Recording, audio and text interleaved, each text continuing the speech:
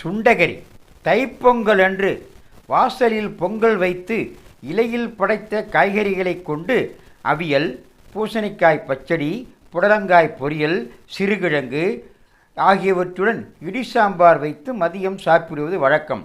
பொங்கலன்று மதியம் பொங்கலுக்கென்றே சிறப்பாக கிடைக்கக்கூடிய சிறுகிழங்கு, பிடிகிழங்கு ஆகியவற்றுடன் கேரட், பீன்ஸ், உருளை, சீனி அவரைக்காய், முருங்கைக்காய், நாட்டு வாழைக்காய், மாங்காய் ஆகியவை சேர்த்து அவியல் செய்வார்கள்.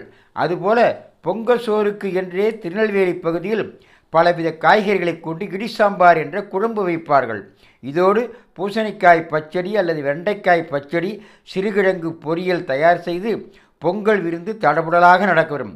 பொங்கலன்று மதியம் இதனை உண்டு ஓய்வெடுத்த பின்னர் இரவில் மீதம் இருப்பதை சுண்ட காய்ச்சி மறுநாளைக்கு வைப்பார்கள்.